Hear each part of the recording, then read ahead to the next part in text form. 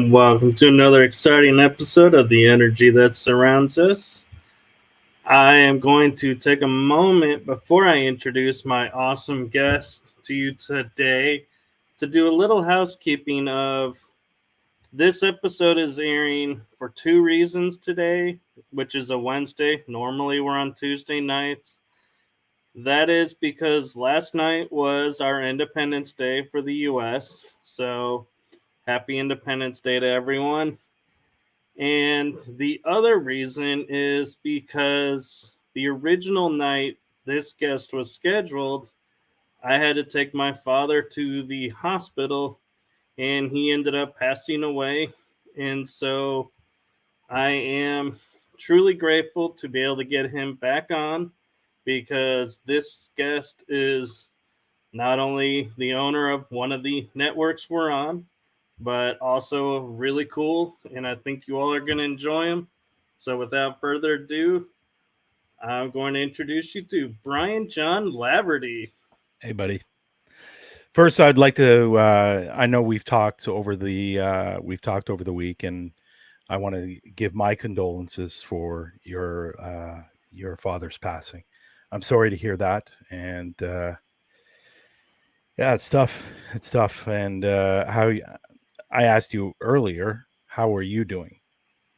I'm doing good, and what keeps me going with these shows is he was a huge fan. He always would love to, after the show, ask me questions about the guest or That's great. comment about the guest. And so to me, it's a way of, yes, I'm mourning and it's hard, but at the same time, I feel like I'm doing it for him too now. Yeah, yeah. Were you very? I'm assuming you were close to Yes, your we father. were. Yeah, that's great. That's great.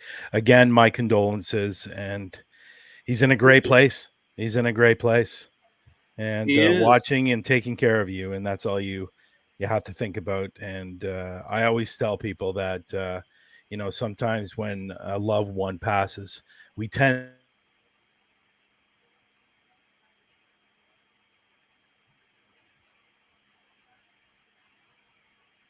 What happened?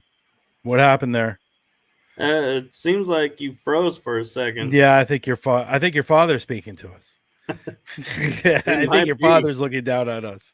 But yeah, like I said, when somebody passes, we always tend to think of the negative before the positive. But just keep thinking about the positive, and that will get you through it. That's what I Yeah. always say. Yep. Well, and we actually had the gift of a friend of mine that's a paranormal investigator was on an investigation at a location I was recently at, and she and I have met and talked a little bit, but she doesn't know my background as much as she does now since we talked about this.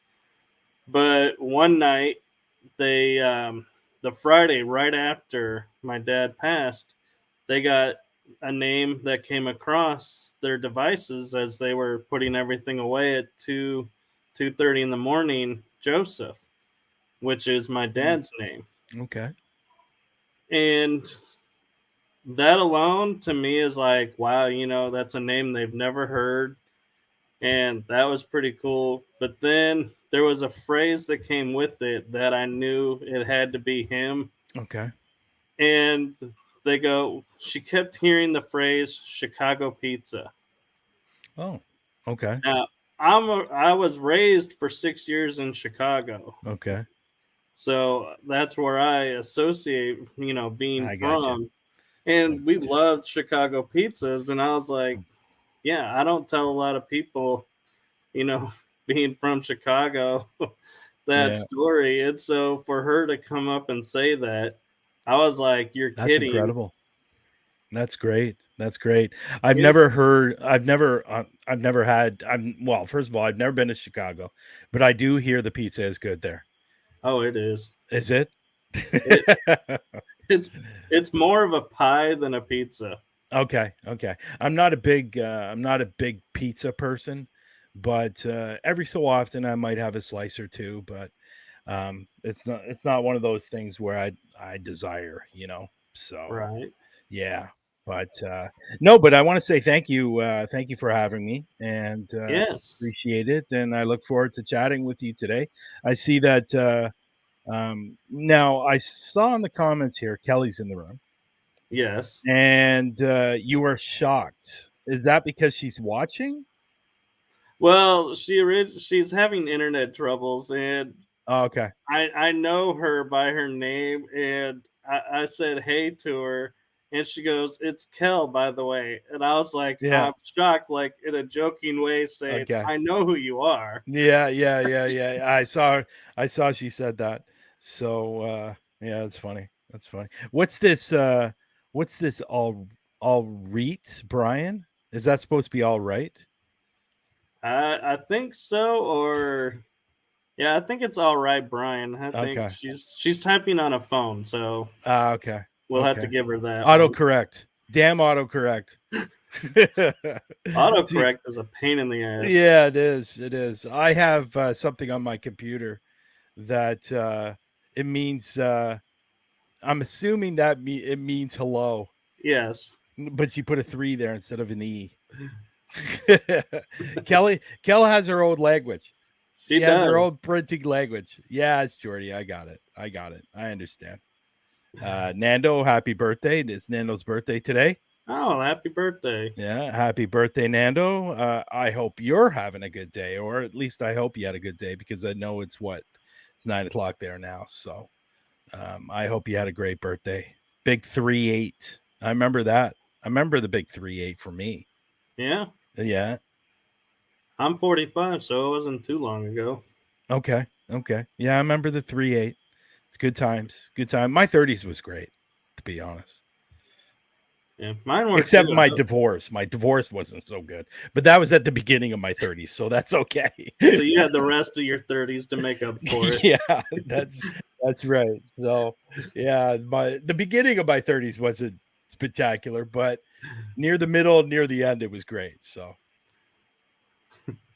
Well, at least it got better. yeah, well, I was I had a very very good time. Actually, it's funny because we were talking about before we came on the air. We were talking about long distance relationships. I Right? was actually dating a girl that lived in North Carolina. Really? Yeah, but it was a 10-hour drive for me, or 11-hour drive. So we dated for, I think we dated for about 6 months, 6 or 7 months, and then I ended up finding out she was a practicing witch. A good one or a bad one? Bad one. Oh yeah. She was a Wicca, and she was the bad side of it. And yeah, so Uh, the to say the least, the relationship ended quite quickly after that. you're probably lucky to still be standing. Yeah, well, yeah. She was the type of witch or Wicca that um, she would cast spells. Right? And it was, and as we all know, if you're into Wicca or witch or whatever, if you cast a spell, it usually comes back tenfold on you, especially if it's a protective spell. So she always handed out a lot of protective spells, and she would pay for it. She would pay for it for sure. So, but anyways, after I found out that she was a witch, practicing witch or Wicca, not that I have a problem with that, but if I were to ever date another Wicca, I would never have a problem with that. But unfortunately, she was the bad side of it. She was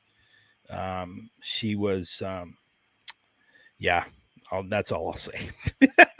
And it's funny you bring that up because I've always like I know some women that are witches and stuff, and I've thought about asking a couple of them out once, and then I was like, no, I decided not to because I Yeah. was like, how do I know this is really me and not them doing something to draw me in, and there's no real connection there? Well, I'll tell you something even more crazier. There's a guy that I work out with at the gym, uh, uh, quite a bit. Um, he found out he had been dating this girl for, gosh, I don't know how long. I think a year or two, around a couple of years, he ended up finding out that she was a practicing witch, and she was actually casting spells on him. And not to get gross, people, I'm sorry, not to get gross, but she was actually putting her monthly visitor in his food. Okay, that's beyond gross. That's Yeah. that's And just you know what that's wrong. for, right? You know what that's for, right? Yeah, yeah, That is for possession. yeah. That is for ownership. And she was casting all kinds of spells on him, and he didn't even realize. But he got out of that relationship when he found that out. If I found out that a girl that I was dating was doing that, first I think I would throw up probably about 30 times, and then get out of that very quickly. But the Wicca or the witch that I was dating, she was nothing like that. But she had a lot of possessions take over her. She had a lot of possessions. And it was quite scary, some of the possessions that were taking her over when she was putting on protective spells. Because as you know, I don't know if you know this, but a practicing witch, if they put out a protective spell, it comes back to them tenfold. Right. So, yeah, Kel, it was, when he told me that, I nearly threw up. And Anthony has dated a lot of them. So has Wraith World. Yes. Well, it's the same person. Oh. Yeah, I don't know why he's coming from two different things, but not all witches are bad. Yes, I know, not all witches are bad. Look at, I do know a few witches that are very, very good. It's interesting. The good witches, like from Wizard of Oz, right? The good witch. So, Right. yeah, but could you imagine? Could you imagine finding that out? No, actually, no. I thought it was bad enough being stalked once in college by a girl who. So the story goes, I went on one lunch date with her, and next thing I know, my roommate who works in the cafeteria where we ate says to me, "Oh, her parents are coming up and they can't wait to meet you." And I'm like, "Why did they want to meet me? I've only been on one date with this person, and that There's was a red like flag. 3 weeks ago. Haven't contacted her." There's a And red she goes, flag. "Well, she told him you're her boyfriend." I said, "She said what?" Okay. Okay. Unfortunately, when it comes to stalkers, I've lost count. Yeah, Unfortunately, that I'm was a not trying to nice toot my own one. horn or anything like that. I'm not saying that. It's been happening since I was like 16 years old. So I've had plenty, and especially even now when they find out, or if I'm out and about. See, I have to be a little bit careful sometimes when I'm going out because of the acting that I do here in Toronto. Sometimes people do. That's great, Anthony. I went to Adrian's well. Oh, that's cool. Good for you. I don't even know what that is. Sorry. So Hadrian's Wall is the wall that Rome built between northern Britain and Roman Britain on the south. Okay. So is this the place that's like only 2 minutes from her? Yes. Okay. Okay. Yeah, now it's all coming back. So with my acting here, every so often I do go out and I get recognized, and I've had some issues with that as well. So you got to be careful, especially today's world. Yeah. I can't tell you how many messages I get from random people that I don't even know, and it's scary. It's really, really scary. Now, probably a majority of those beautiful women are probably men behind the Right. computer, but it is what it is. Unfortunately, with the internet, you have to be careful. So, Yes, you do. yeah. I even had not as destructive of a stalker as that guy had, but I had one that would come to my house banging on the door at like 7 a.m. for like 5-10 minutes until I was like, I guess she figured I wasn't home, and so I was Mm. safe to move around the house. I would not. I would stand by the door, the window, looking and going, "Please don't see me. Please don't see me." Yeah, yeah. Well, if you want to get into stories, Oh, it got there. worse. She This. would tell my best friend I was putting dead squirrels in her driveway. Oh, And I Lord. was like, "What?" And she's like, "You realize I know who you're talking about. He would never kill a squirrel." I'm like, "Yeah, I would never kill a squirrel." I'm like, "Where Yeah, did this come from?" it's crazy. Yeah, relationships are crazy, but some people are crazy. There was a girl. I always think of this girl. She was beyond anything I'd seen before. She actually tried to stab me, and yeah, it was bad. It was really bad. She came after me, and and and I wouldn't return her phone calls. I wouldn't do anything like that. I blocked her on my phone. I tried everything, but she just came after me. She just came after me, and she was standing outside my house. I went outside my house, and she tried to stab me. That is just bizarre. Yeah, yeah, and it is what it is. She wasn't a very big girl, so it wasn't like I couldn't overpower her or anything like that. But you have to worry about a knife that's in her hand. Right. So, but no, it's crazy. Let's get off that topic. Yeah. Yeah, let's get off this topic. God. Yeah. All the memories are just, and like even up till recently, all the memories are just coming back, and I know. I, yeah. I feel So like we're having a gab fest more than a show. yeah, kind of, eh? That's But crazy. So so Parapost International, we're now airing on that. Thank you for giving us access. yeah, of course. What's your goal for the international side of Parapost? Um, Parapost International was really created not only by it was mostly by Nando and Jenny Sullivan. They came to me with the idea of starting a second one for groups outside of North America. So the real focus is to get vodcast live investigations that are outside of North America. So like the Europe, the anywhere else outside of North America. So that's really why we started the page. But we wanted to get some people on the page just so it's going, like yourself and Anthony, and you and Kelly are on there as well. Right. And a few Miranda Young, the ghost biker explorations, she's on there.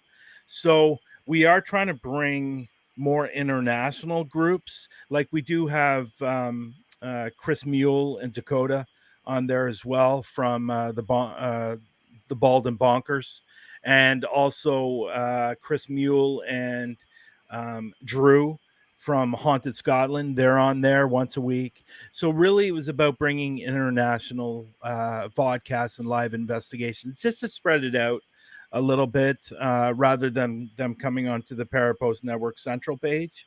So Nando and Jenny wanted to do it. I said go for it, and they're basically the ones running the page. So obviously the page is under my umbrella, but they're really the ones that are running it.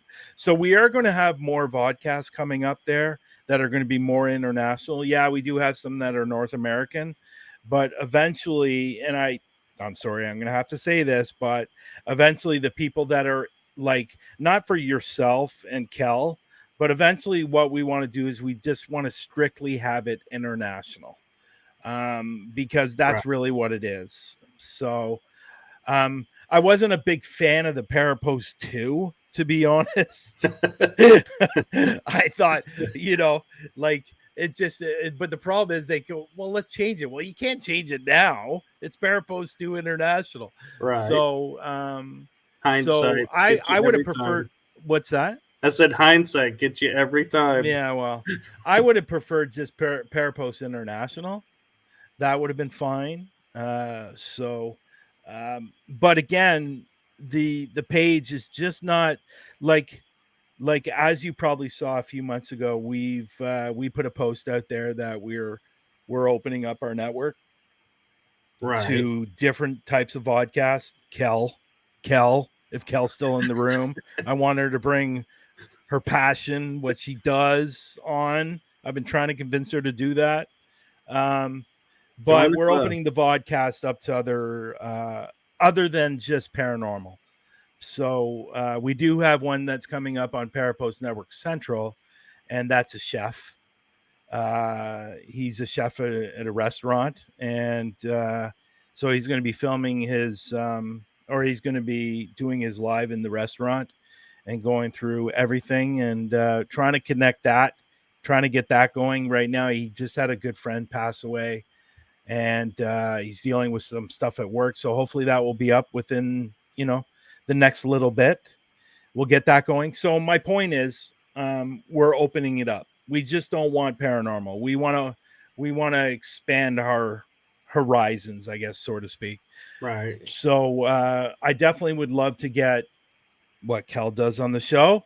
I think a lot of people would like that. I've told her that several times.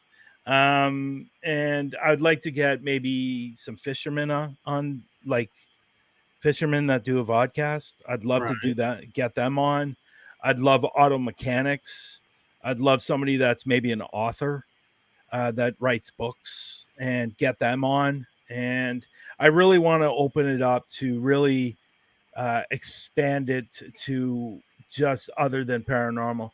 And there's a lot of great shows out there, and I think they would really benefit coming over because they're going to get new viewers. And then on top of that, the shows that are already on there will also get new viewers because of that new vodcast. So, and yeah, I'd love to have somebody that does music. We were possibly going to have one that dealt with music. Unfortunately, he started another show, the Cemetery Files. He was thinking about doing Jay Hill. He was thinking about doing a music show, and I think a music show would be amazing to have on the page, because a lot of people listen to music, and I think they would get a lot of viewers from the pages, and then on top of that, his viewers from his own page could possibly come over to our page, and you guys get new viewers, right? So it's about working together. It's about, everybody watching everybody's show. The biggest thing though, the biggest thing that I've always said, that really, if we're going to build this page, everybody on the page needs to start sharing the pod or the vodcast out and the live investigations out. And, Don Vick is on the page and he's done extremely well. He's always sharing out your guys' videos or your live streams. So we need more people to do that, to share out more, to get more attention, so more people can come to the page. So, but it's, it's interesting.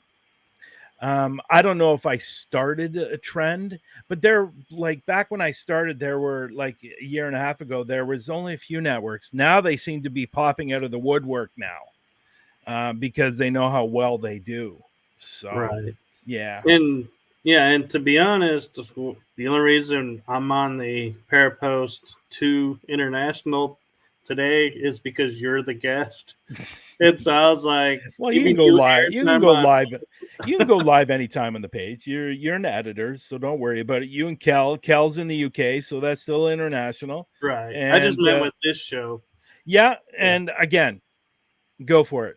Until we get to the point where there's a lot of international shows, it's going to stay as is. So continue streaming there. And once we get more international, you guys will probably stay on the page anyway, so don't worry about it. It's not a big issue. We appreciate you. Yeah. Of course, at the end of the day, it's really not my decision. Right. It's just my name. It's really Nando's and Jenny's. And Jenny. Yeah. Yeah. So all you have to do is sweet talk her a little bit. Just sweet talk her a little bit. That's all you need. Tell her that she looks great. Her hair looks great. She'll be fine. Well, that wouldn't be much of a stretch because it usually does. Yeah, that's true. But you know, they like to hear it. They like to Oh get yeah, compliments. You know, so you know that. yeah, and You know, I'm hoping to get Jenny on as a guest because not only yeah, does she's she great. do paranormal, but she also rescues animals, Oh which I yeah, think is yeah. super cool. Did you see that new one she has? Yes. Yeah. It's she doesn't really rescue them. What she does is they're usually at the vets or like a rescue clinic or whatever you want to call them. She brings them in then homes them. Right. Which I Fosters. guess is kind of the same thing. She fosters, but no, that's great. Did you see that new one she has? I know, it's so cute. Oh my god. It's already from what I know, it's already been homed. So Well, it's already yeah, getting a new home. So she does great at that. oh yeah. So, you know what? You have to be a really, in my books, you really have to be a special person to do that. You know, to bring in all these animals and stuff like that. But it's got to be tough It because, does. you know, with my dog, with Max, you know, the first day or second day, I was already in love with the dog. You know, so I can't even imagine what it's like for her. Like she fall in love with the dog but she knows it's going to be going right. Right. It's got to be tough. It's got to I be know. really tough. My parents and I talked about fostering, but we always decided to rescue because just like Yeah. you were saying, you bring them in and you get attached and because you're taking care of them, and it's like, man, I couldn't imagine being able to go, okay, here you go, thank Yeah. you.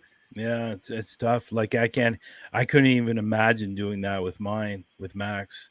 It's he's my boy. He's my boy. He's my guy. He's not going anywhere.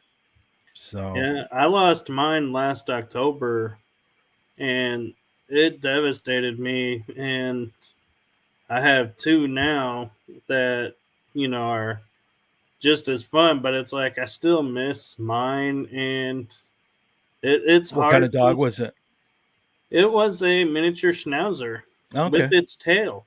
They Oh let wow. his tail Okay. grow. Okay. Yeah, Gotta give it. mine is a French bulldog, and I like a lot of people that I meet and you know have dogs or whatever. C-Max, they all agree with me. They think he has a little bit of American bully in him as well, and he's just an amazing dog, but a pain in the butt at the same time.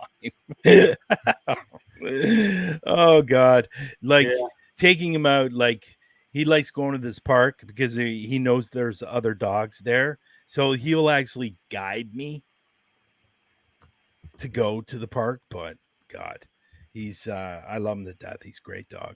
So yeah. Oh, Cal just said she loves her yeah, it's dog too too bad. still. I'm sorry to hear that. Yeah, She got a it's the big worst. dog though. She does. Mm, yeah, I it's a think she beautiful likes dog the though. big dogs. Yeah, well, good for her. Yeah, ours we had to keep to a small size because we have a dog door. Otherwise, Okay, it's like there you go. we're gonna be we. Although not lately, we've been opening the door anyway to let them out, but Mm, they have their own door. It's just sometimes yeah, they decide they're gonna use the door, and sometimes they'll look at you like, "Okay, doorman, open the door." she has a lump. Aw, I'm sorry to hear that. Hopefully, it's yep, nothing serious. Hopefully, it's just a cyst. It's nothing serious. Hopefully, yep. Max crossing said that. crossing the fingers for you. Yep, our prayers go out to you, Kel. Yeah, cool. But yeah, and so it was funny when you came up to me and you were talking about podcasting and vodcasting. And I was laughing after we talked about it. And I go, well, what do we call the hybrids? Because, yes, I'm doing a video podcast, But I also am doing radio podcasts, so it's like I am a VOD, but I'm also a pod. So, Oh yeah, I know a lot of people say podcasts. Everybody says podcast, even if it's video. But if you want to get technical, this is a vodcast, and when it's just audio, it's a podcast. right. So, but That's what I mean is because I'm on a radio station somewhere, and so yeah, like yeah. I do have just audio, but I also have the video. So I'm like, what are we gonna call those hybrids? So you're a man of all talents. I am Yeah, jack of all trades. jack of all trades, for sure, for sure. Oh, I'm sorry, Kel. Yeah, that's unfortunate, Kelly. Sorry to hear that. Well, hopefully they'll Yeah, get it removed, and that's the end of it. you never like to see that. Nope. Yeah, it's one thing. It's with animals. Obviously, they don't live as long as we do, and it's tough. It's tough when you get when they're your baby, you know, Right. and But you have to let actually, them go. one could argue they live longer than we do because they live 7 years for every one of our years. I know. I don't Yeah, understand how that happened. yeah. Well, it's 1 year. 1 year to 1 year to a dog is 7 human years, right? So No, the other way. the other way. No, that's When right, isn't it? I think it's 1 human year is 7 dog years. Thought it was the other way. I don't know. Either Anyways, way, it doesn't matter. yeah, it's 1 to 7. That's all. Yeah, I yeah. thought it was 1 dog year was 7 human years. Yeah, that's what it is. I'm pretty sure that's Is what it it? is. Yeah. Yeah, that is it. Yeah, actually, you're right. I remember Yeah. now because Yeah, I that was is doing it. the math one day. Yeah. It was like, man, I'd be really ancient at their Yeah. age. Well, Max will be turning, I guess, human years. He'll be turning 14 in August, but Lucky he's you. almost 2 years in dog. So, yeah, Yeah, mine is. I'm guessing in dog years, both of them are now 4, so that would be 24, 28. 28. My math is terrible. But my dog that passed in October shocked everybody because he lived to be 15 human years. Wow. Which their breed normally is. 15 dog years. Yeah. 15 dog years. 15 in human years. Would be 35. about 115. Yeah. 115. 115. Yeah. 35. Yeah. 115. Yeah. God, that's just, you look at him and you're like, how are you age? You would it's like, how do you age differently when you watch them? It's like it just doesn't seem natural. Yeah. Well, it's tough nowadays, right? Because they're like, yeah, I think you were lucky to have a dog live to 15 because most dogs nowadays only live from 8 to 10 to maybe 11 Right. now. And I think that has a lot to do with environment and the food they're eating and all the chemicals in the food. And, you know, all vets want to give them shots all the time. And like when I was a kid, our dog would like I had a dog I had several dogs when I was a kid, but there were a couple dogs that lived to about 17 or 18 years old. It just doesn't happen anymore. No. So, and that has it has a lot to do with environment, the vaccines they're getting all the time that vets want to push, and pills and their food, because it's, obviously full of chemicals and crap. So, Yeah. it's tough. We had a vet that in a daycare place that wanted our dogs to get 2 canine flu vaccines in a booster. And I looked at him and I said, I don't even vaccine myself against the flu. Why am I going to vaccine my dog who's in the same environment I'm in, never catches anything? What? Where did this even come from? And they're like, well, you were supposed to go along, but we turned a blind eye, but we can't now because there was an outbreak of kennel cough.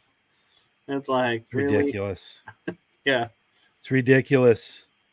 So 1 year now, Kelly, you said 1 human year is 7 dog years. I'm looking up at the chart right now.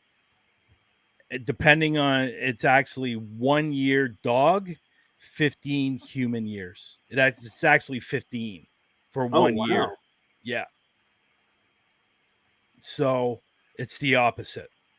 So I'm actually looking at the dog year chart, and which is weird because it says 1 year for a dog is 15 human years, but 2 years old for a dog is 24 human years.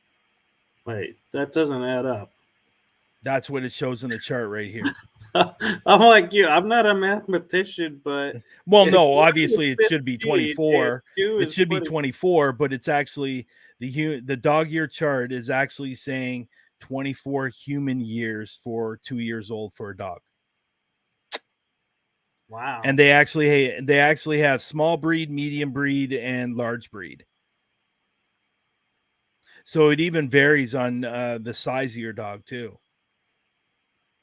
You know what this tells me? We need somebody in our audience that's a dog person to do a show to Here you help go. us out with this. Here's even something more interesting. So 1 year for a dog is 15 human years. 2 years is 24. 3 years for a dog is 28. So what did they stop? They miraculously It's at not 2 stop going aging? once it hits the third year, it's only 28. It never goes past 28. Well, no, it's just saying at 3 years old is 28. Yeah. Sorry, I thought you were saying after No, it 3 doesn't it stays stop at 28. that. I was like, man, Yeah. I want to become a dog. So, so that's interesting. I didn't know that. Okay, I wonder how they figured that out. so here you go. So 1 year I said 15, 2 years is 24, 3 years is 28, 4 years is 32 in human years. So there you go. So it seems like once they hit 2, it becomes a 1-to-4 ratio. Yeah, and then at 5 years they're 36, and 6 years it's 40. Yeah, so I guess 1 is their most stressful year, so they age more. Maybe that's why they put on the extra year, the extra month, And then or 2, extra year. Sorry. yeah, and so 2, they're like kind of calming down, and then after that, they're like, okay, we're back to normal. Yeah, that's funny. But I didn't know that. I thought it was every 7 years, but apparently it's not. Wow. Yep. Here we go. All this time I thought it was 7 years. I know, so did I. Yeah, it Even looks though like I it had goes it up backwards. once they go after 3. It looks like it goes up it goes up 4 years instead of 7. I wonder if they take leap years into account. I have no idea. I didn't get Dogs into that. celebrate leap year. Yeah. Let's This just really conversation is going in a completely different direction. That's funny. That's funny. Where did that start? Because I think we started talking about. We talked about Jenny being a rescue. Yeah, that's right. That's right. Foster Johnny mom. Sullivan being a fostering animals. I don't think she fosters cats though. I think she only fosters dogs. I think. No, and I remember she had one that the poor hind legs didn't work, and so they put him on wheels. I said we should get Harley stickers and show a picture of him riding off into the sunset. Yeah, Jenny was really upset about that one because that one became very, very clingy, and it was very, very difficult to take care of. And Jenny had a real hard time with that one, and she ended up taking it back to the vets. that were taking care of it originally. And from what I understand, she told me that was the only time she's ever done that, because she doesn't normally give up on dogs. But this dog was like, it got to a point where it was so clingy, like she would leave the room, he would start yelping and screaming. Like she couldn't let him go. He had to be in her arms all the time, and it was just too much for her. I felt terrible for the animal, and so did she. But you can only do so much when you have so many other animals to take care of as well. Oh, I know. So And that was, I know that was really tough for her, and we talked about it quite a bit. And I think I think that was the only time she did that. And she did have, I wasn't sure if I think she had a home for him. I'm not sure, but she yeah, that mentioned was to me tough. she did. That was tough. It was like that dog. Like I was on Messenger with her one night, and she would walk away. She showed it to me. She'd walk away and it would start yelping and screaming. And all he did was lay in his pen all day. Like he couldn't really do anything, and he was having problems with the wheelchair that she got him, but he just didn't have enough strength. And but that's tough. That was really tough. So anyhow, let's get off the dog thing. Yeah. Let's get back to the other stuff.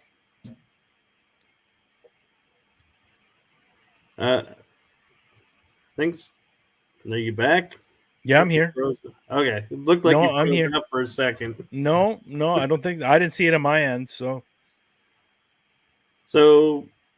being in Canada, what are some of the favorite hotspots you have there? Ooh. Well, we do have a top 10 here in Canada, and it's I believe the number one spot is the Tranquil Sanatorium out in Kamloops, BC. It was an asylum. It's actually a small little town, abandoned town, and I think there's a crap load of buildings. That's the number one spot. But for myself, here in Toronto, Blue Ghost Tunnel is on that list that I've been to a number of times. Streaming Tunnel's on that list. There's a church that I go to. There's a bridge that I go to that's extremely, extremely haunted. Not on top of the bridge, underneath the bridge. And there's a couple of bridges here that are haunted. So it's been a little while since I've been out. I went last time I was out. I was at a store. It's about an hour from here. It's a town called Grimsby. The whole town is haunted. Like I've been to like 5 different stores on the main street, and they're all haunted. With the name Grimsby, it sounds haunted. Well, Grimsby was the center point of the War of 1812. Right. So over 10,000 people died in this town, and it just wasn't soldiers; it was Indians, and it was also civilians that also were killed. I investigated the museum there, the Nellis Manor, which was a great location. That was one of the last standing houses of Grimsby, and the soldiers and the Indians were ordered to protect the home. So kind of why it was the last standing home, but no, so there are a number of places. There's some places. There's about a 4 or 5 hour drive from me. There's a prison that I've been to a number of times. I've been there 3 times, and that's a great spot. Honestly, there's not as many locations here as, like, let's say the States or Europe. So, you kind of got to find your haunted spots. Now, I'm not saying we don't. We do have a lot of haunted spots, but just not as many as you guys and the UK. So there's a few spots that I go to that, unfortunately, and I never encourage this, but kind of trespass. But so there's another place in Hamilton. It's called the Hermitage Ruins. I've been there 3 times. It's a great place. When I first started out in the paranormal, I was doing a lot of home investigations. So it wasn't as many like a hospital or a graveyard or stuff like that. Like we have crap loads of graveyards, but honestly, I'm not a huge fan of graveyards. My personal feeling is that if you pass away, why would you want to hang out in a graveyard? It doesn't make a lot of sense to me, but I know a lot of people like going to graveyards. Me, I'm just not a fan. I think one of the other reasons, and I never really talk about this either, but I think one of the other reasons too is when you're filming, the last thing I want to really do is get their name on camera, the people's on the headstones. I think it's kind of disrespectful in a way. That's my opinion. Everybody has their own opinion and stuff like that, and obviously you're entitled to it. But my opinion is I just prefer not to, because I don't know. I've seen too many videos where people have gone in and disrespected the graveyards, and I just don't like it. I think we have to, as investigators, we have to have some kind of moral, Right. I think it's important, but I know a lot of people like to investigate them. I just choose not to. I think I've been in, over my time, I think I've been in 4. Yeah.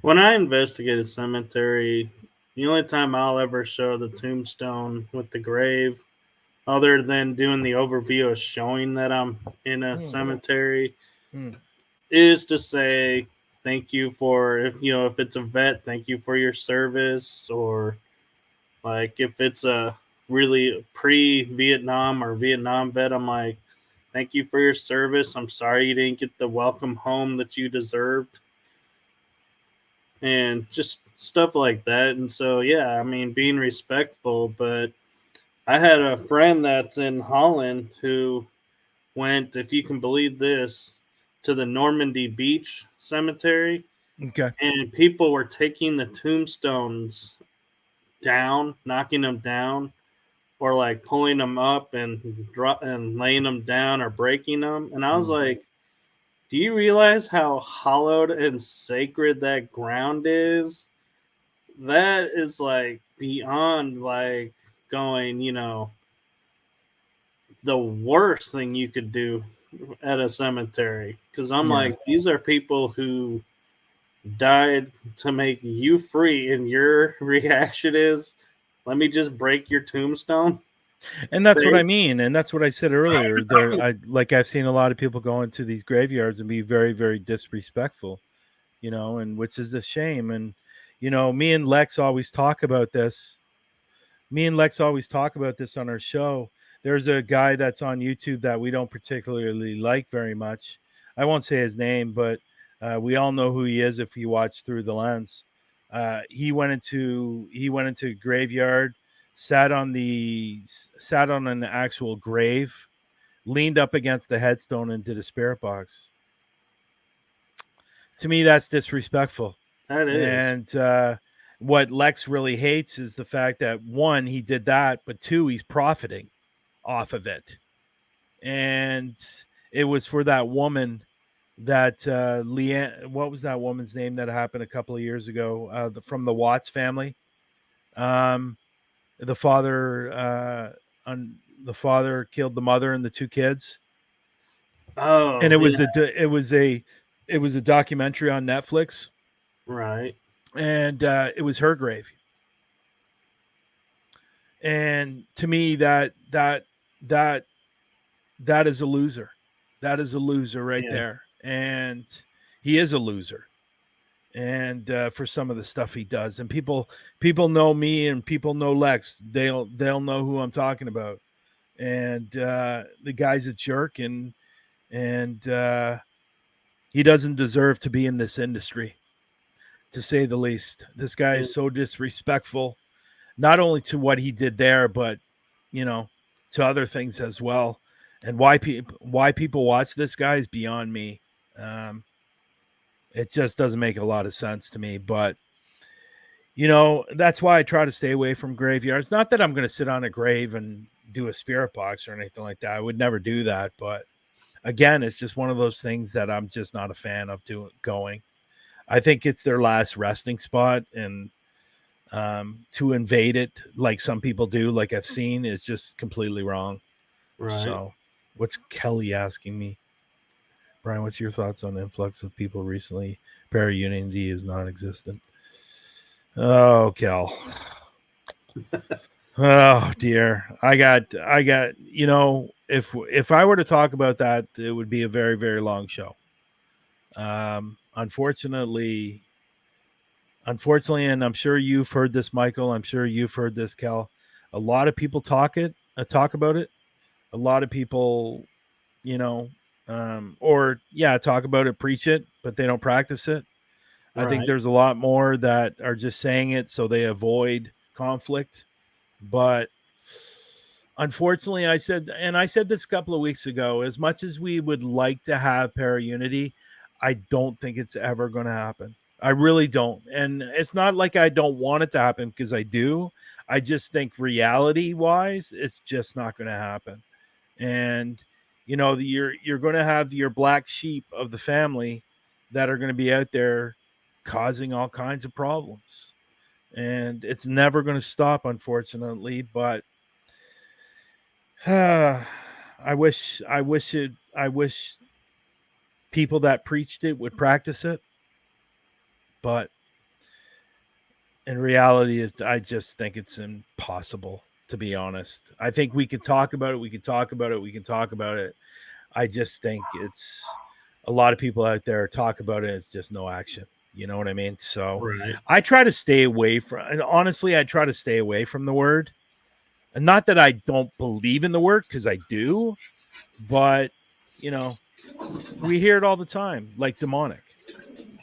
Yeah. We know it doesn't exist. We know demonic really does. I don't know if it doesn't exist, but I think it's overused and overdone, just like para-unity is. You know what I mean? So But Kel, I wish it would happen. But it's funny because obviously, I'm an actor, and I thought the acting world was bad for drama and egos and scandals and all that stuff. Like, we all know that happens in the acting world. But I'm telling you, the paranormal world is 100 times worse.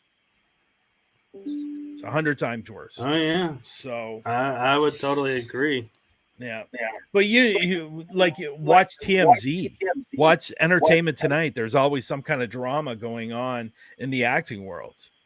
Like somebody's cheating on somebody, or, whatever it may be. But paranormal world, it is completely different. It is awful. It's really, really awful. It is. And I've even had people who I'm like would work with and do stuff with, and they would be like, oh, we own this, so you can't do this. And I'm like, you don't own anything that I do. I'm a person, I'm not property. And so I've dealt with that, and it's like that's why people are so shocked when I say I'm on like 6 or 7 teams, because they're like, how can you be on all these teams? And I'm like, because the teams I'm on are not like, okay, you are going to use our name, you're only going to talk about us, you're going to do everything for us. And I'm like, no, they're all open and saying, if you want to investigate here, go. If you want to investigate there, go. If you don't even want to investigate, that's fine. Some of the stuff that I've heard, or even over the last couple of years, on some of these groups and what they do, like what some of these team leaders do to their investigators, is absolutely bonkers. Like, I don't understand. Like, some of these team leaders think they own these people. Like I know there was one podcast that was on this on Parapost Network Central, who's no longer on the page, and there is a reason for it. This person was an absolute jerk to his team leaders, or his team. I'm sorry, he was a jerk to his team, and he's no longer on this page. And if he were to ask me to come back, I would say no. This guy's, I don't know where this guy's head is, but It's not in this reality, because like if his team, if somebody wants to go on a podcast, like if they're asked to come on a podcast, they need his approval. And and then if that person goes up, somebody else from the team has to go up as well. Why? Why? Like, I'm assuming that he's talking about himself coming up. Like, from what I heard from this guy, what this guy does to his team, and he's lost team members, and he had a podcast on this page, he's no longer welcome on this page. He's no longer welcome. I removed him. And I don't put up with crap, and I definitely don't put up with people treating other people like crap. I just don't do it. And it's like I was beyond floored when I found out some of this stuff. And that person doesn't deserve to have a team, to be honest. He doesn't. And he definitely shouldn't be a team leader. And people might know who I'm talking about. And if you do, and if this gets back to him, by all means, I hope it does. Because that guy needs to grow up, get a life, and thank your lucky stars. People want to hang out with you in a paranormal investigation. Sorry, I went a little off there, Michael. I apologize. Oh, no, you're fine. Because it actually goes to a point that I'd like to make is, I am truly grateful to the Paralinx family and Parapost family because, I mean, when I started it, my concern was, not knowing what I'm doing. And you guys were like, just do it. Just see what works and what doesn't. And they're like, and I was like, well, how do I get these people? And they're like, you go out and get them, or some will come to you, but we're not going to tell you who to have on your show. We're not going to tell you what format to do or what topics. And I was like, okay. And it's worked. And, here we are, year 2 for this show, new name, new everything. And that was all my choice and my co-host at the time. But it's interesting because of the fact that when I started bringing vodcasts to the page, and we've had some come and go, and it happens, but they always were surprised on, there's not a lot of rules with this page. There's really none, to be honest. Right. My only request is putting the Parapost logo on your thumbnail or wherever, like in the back of the screen, like you have it. And to mention Parapost every once in a while on your show. That's all I ever ask. You can do your show whenever you want to do it. If you want to go up one night, go ahead. I don't have a set schedule. I know Paralinx does on Paralinx 1. I know they do. And that's great. And that works for them. For me personally, I didn't want to have a schedule. I wanted people to have a choice. So if somebody came to the page, there was 2 or 3 shows on at once, they have a choice. They have a choice what they can watch. And it's worked. It's worked. And, from where we started from where we are today is a huge jump. Like, I think when I first started Parapost Network Central, I think I had 125 on the page. And that was a year and a bit ago. That was a year and 3 months ago. And now we're almost at 3,500. Yeah, and I think it speaks volumes to, one, the shows that you have on there, and two, that, I didn't even know about your network until Paralinx said, oh, we're hooking up with our sister network, Parapost. And I was like, oh, okay. So sister, what does this mean? And what is sister?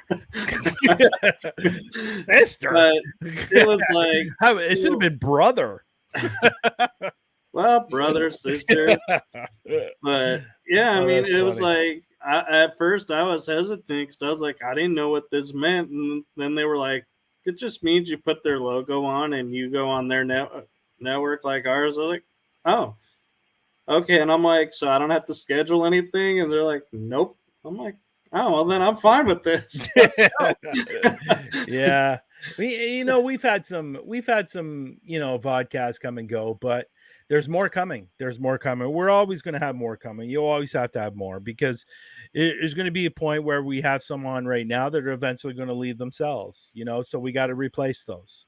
So, Right. and that's one of the reasons why I wanted to open up the network to other vodcasts other than paranormal, or even live investigations. And that's one of the reasons why. It's one of the reasons why I open it up, because we do have so many coming and so many going, and it's like a revolving door, and I expected that. I expect that to happen. So if somebody leaves, I want to get another show to fill in. So we had somebody leave. I actually removed, and we had somebody come in. Glenda came in with her show, and she's got 2 or 3 different shows. And Glenda's great. We have another show coming, and they seem pretty popular. It is a paranormal show, but he seems pretty popular. He's pumped. He's pumped to come over to the network. So people might know who he is. I'm not going to mention names until he actually starts, Right. but he should be coming in the next week or so. So that's another show that's coming that's going to help everyone else, and it's going to help him, and it's going to help everyone else as well. Because as long as I continually bring them in, it's going to continually help you guys, your show.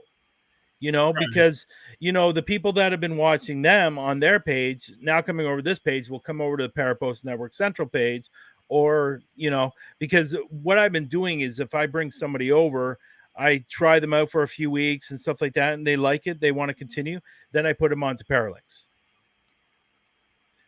3, or no, sorry, Paraflixx Plus. So so that's how it's really been going, and that's what Paraflixx does as well. They do it for a few weeks or however length of time they do it, and then they bring them over to Parapost. So it's worked. Honestly, it's worked. We've been doing this since last November. We have, and no problems whatsoever. And they do their thing, we do our thing. I bring them shows, they bring me shows, and it works. And Howard's great, Chrissy's great. I know Steven's not really there anymore, but I know he's on the outskirts watching. Right. So it works, and they're wonderful people, and you can thank Matt Barron for that, because Matt Barron is the one that brought us together. Yeah, and Matt's a cool guy. I like him. Yeah. He's what you call a podcast tour.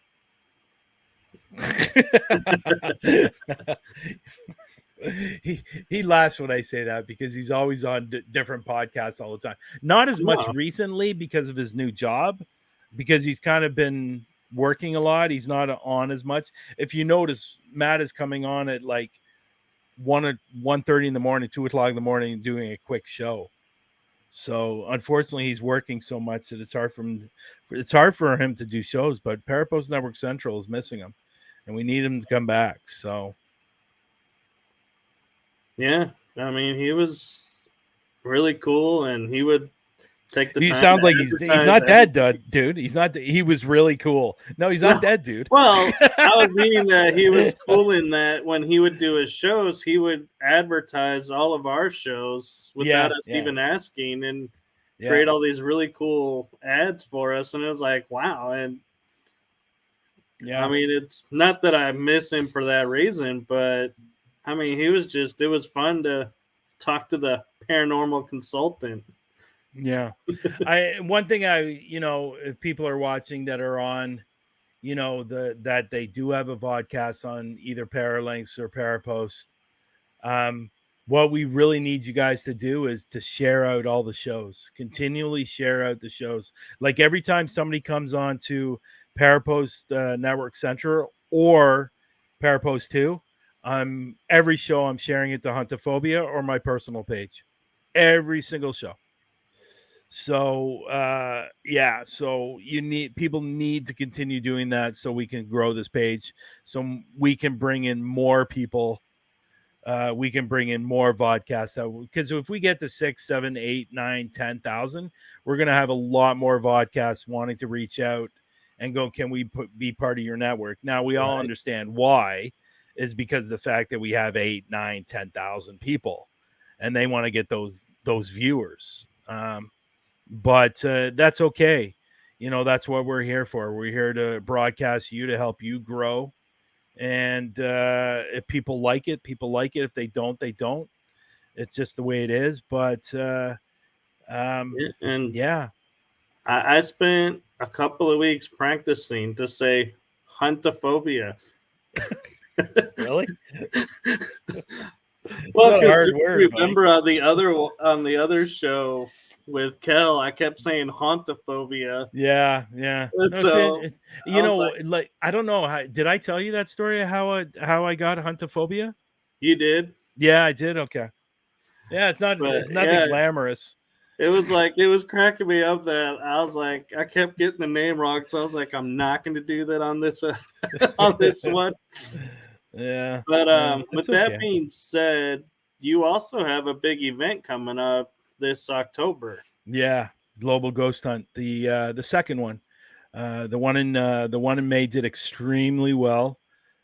We got close to just under 140,000 views for the first one, and we're hoping to get a lot more for the second one. We're going to have more teams for the second one. So the event is from the 19th to the 29th. I think a lot of people were surprised for the amount of views that we got in the first one. I was, to be honest. I was very surprised how many views we got and how many interactions we got. Like, it was close to 140,000 for that 10 days. And it just wasn't people in North America. It was people in Australia. It was people in the UK, in Europe, and Canada. It was all over. I'm hoping, obviously I look at the analytics when it comes to Global Ghost Hunt and stuff like that. Like, we're getting views, or like the page, the website itself, we're getting all the way from New Zealand. People come to the page. So the admin staff and myself, we all think the same thing. In a couple of years, this will probably be one of the number one events of the year. And that people will want to be a part of. And why wouldn't you? Like, if you think about it, over 10 days, almost 140,000 views, like, your team is going to be seen. And it's not going to be just seen in North America. It's going to be seen in Europe. It's going to be seen in Australia. So it's going to be seen everywhere. Why not take that opportunity to join? If you want to get your team out there, this is the best way to do it. And not only team, but if you're a location owner, definitely. If you know somebody, you could get a lot of attention. Yeah, like we have a couple of locations that have come back that were part of May that had teams. They're coming back. The Victorian View, Gilchrist County Jail, the Genesee is coming back. Hopefully they'll get a team in there this time. But yeah, and you hit it on the nail, Michael, that, this not only was good for the teams, but it was great for the locations. And that's what this was about. It was about the locations at the beginning. Teams, yes, obviously you're important, but it was about the locations, because myself and other people on the admin team feel the same way. These locations are getting torn down every year. And why? Why should they be getting torn down? Well, vandalism, not having the money to keep it open. It could be many reasons. So we're hoping that the locations that sign up, that are going to get that attention, that paranormal investigation teams will start booking their spots. Now, obviously, you have your popular spots like the Hinsdale House, Waverly Hills, Penhurst. Those are all great locations. But we're getting locations like the Dumas Brothel, I'd never heard of. That was one location. I'd never heard of the Victorian View. And so these locations that are coming out of the woodwork, that are joining the Global Ghost Hunt, are getting viewed, are getting seen. And now they're starting to get booked. And that's what the plan is, for them to get booked, so they can, because it's not cheap to keep those locations open. Even if No. you have a small little one, you're still paying, you're still paying a lot for property taxes, And and insurance keeping the and all lights on. that. Keeping the lights on is not, it's not cheap. And let's be honest, it's growing it's increasing or growing every year. And so the goal at the beginning was about the locations and about the teams. So, and that's why I started it. And I know there's another event like it and stuff like that, but they're only one day. We're providing 10 days. So if you want to be a part of this, go over to globalghosthunt.com and sign up, and you will get seen. You will get, I'm telling you right now, you'll get seen One from places question, all over the world. yeah. One question that comes to mind that probably a lot of locations are thinking is, do I pick the location in teams, or when it's going to be on the global ghost hunt, or do I get assigned to all of that? Sorry, what do you mean? What do you mean by that? Like, if I'm have something going on, but I'm free with my location on, say, Wednesday, Thursday, Friday. Yeah. Are you going to go, okay, well, Saturday you got this team coming and you're going to be going live at this time? Or do they get to say, hey, Wednesday, you guys can go live at 7 and bring in whoever you want? No, see, this is, as all the admin staff said throughout the course of the year before the May event, we were all learning from this. Like, none of us had ever done anything like this to this kind of scale. And so when it comes down to it, when people sign up their team, they generally have the date already set. So we're just a matter of finding out what time they're going to be there and what time do they have to leave. And then we schedule it that way. So what I did was I wanted to have really the live investigations. A lot of the live investigations were on the weekends because it's actually, we had 2 weekends during the event. And let's be honest, most investigators go out on the weekends. So Right. we had a lot of our lives on the weekends, and people that were taping or recording, we showed them during the week because really they could go up at any time. Right. So we had investigations the whole 10 days. There wasn't a night where we didn't have an investigation, whether it was one investigation or whether it was 6. I think on the first Saturday night, we had 6 investigations starting at 3:00 in the afternoon. And the reason why I started at 3:00 in the afternoon, because there was a team from the UK. So, and they're being 5 hours ahead of us. So we also had to consider the time zones as well. It was not fun planning. No, It it was never not fun is. planning.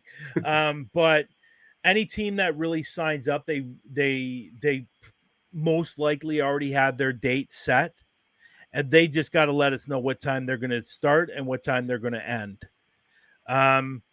And we also have, which was a benefit for us, we had 2 different StreamYards. So I had mine and we had Matt's. So we were able to do 2 streams at once, which was Okay. really good. Or if a team was overlapping another team. So it ended up working out really, really well. I think eventually what's going to end up having to happen is we're probably going to end up having to have 3 StreamYards. So we'll have to use somebody else's eventually, maybe even have 4, 5, 6, 7. So the only problem with that is you can't do multiple investigations on YouTube at once. Right. So unfortunately, so what we did, because there was a couple times that happened, we ended up having to play it the next day on YouTube.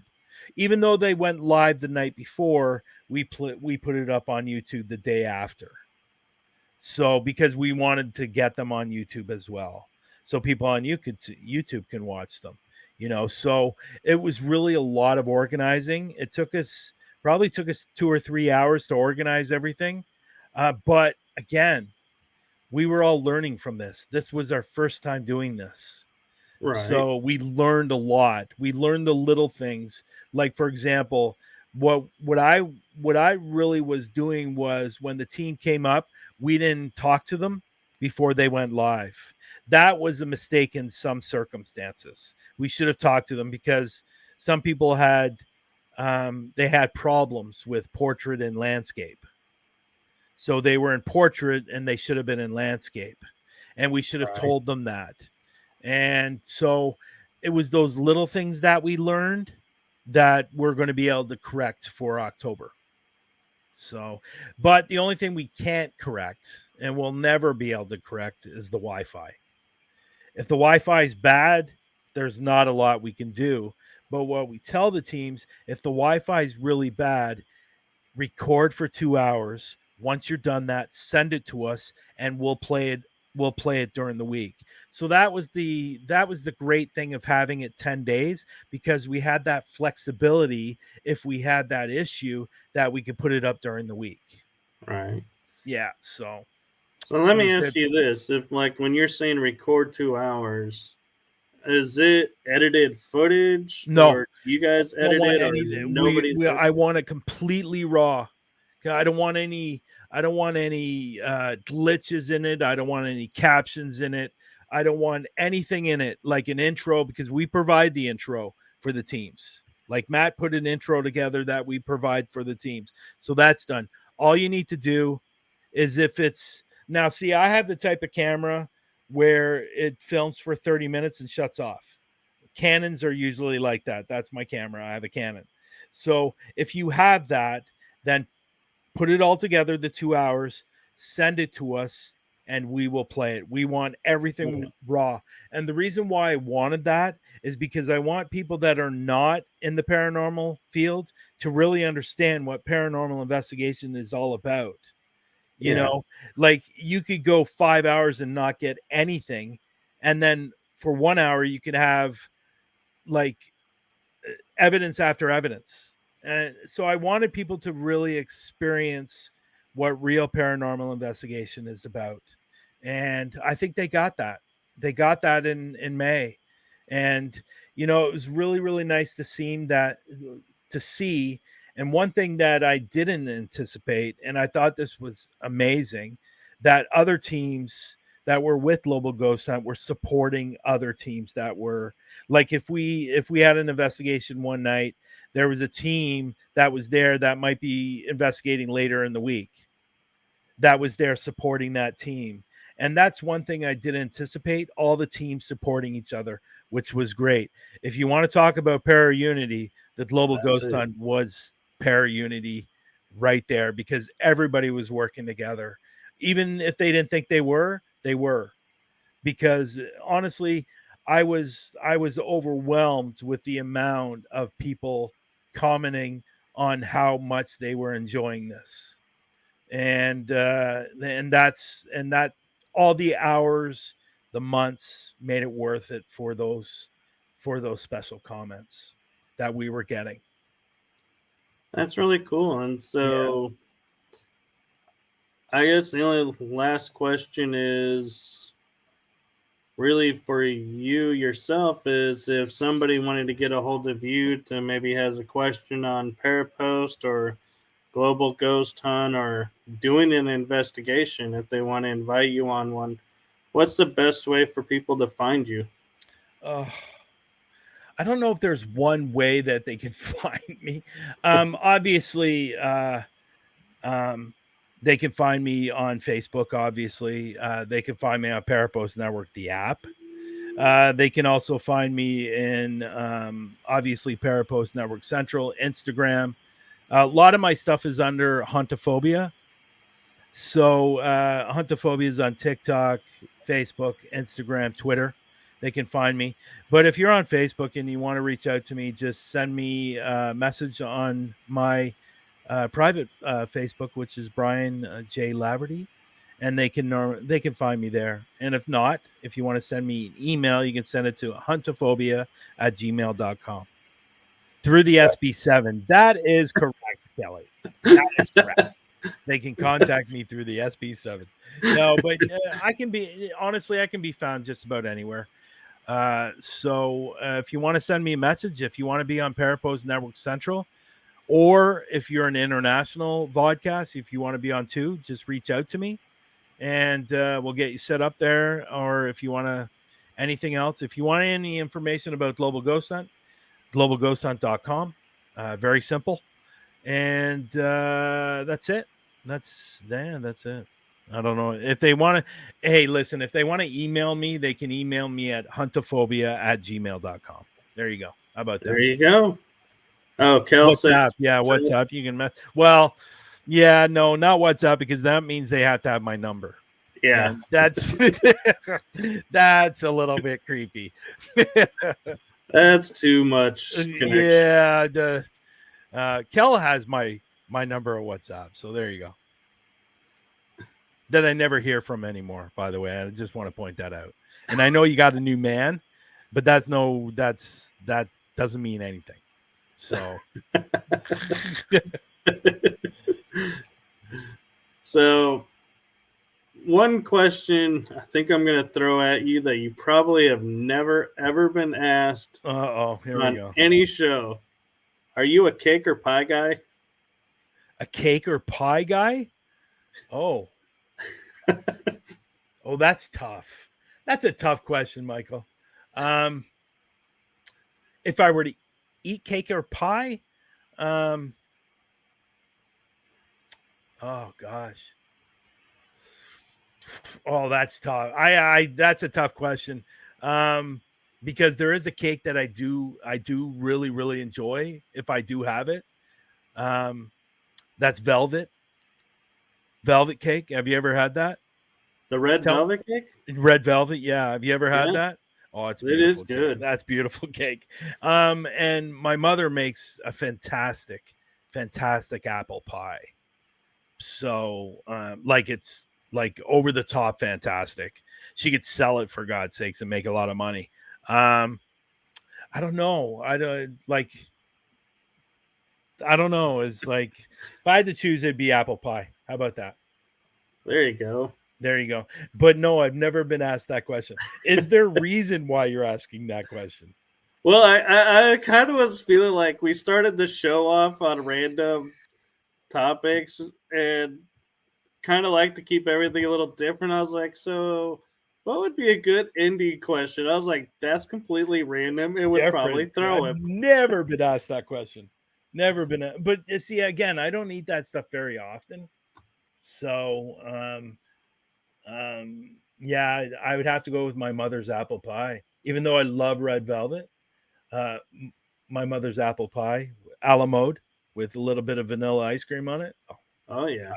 I can't go wrong with that. What's yours? Mine would probably be German chocolate cake. So you're a cake person? Well, that's my go-to cake. I don't think I've ever had that. Oh, German it is so good. It's chocolate with coconut and pecan and frosting. Oh, so good. Yeah, it sounds good. Pie. I don't know if we should really be talking about this. I'm kind of on a fast right now. Yeah. Pie for me is actually a toss-up. Yeah. Between a good cherry pie and a pecan pie. See. But I'm from Texas, so I gotta say pecan pie. Oh, do you? Okay. I have to say I like lemon meringue too. And I do like cherry. It's a really, really good pie. I don't know if you've ever had it. Rhubarb. I don't think I've ever had a rhubarb. Oh, that's amazing. Rhubarb pie is amazing. Not as good as apple. I love apple.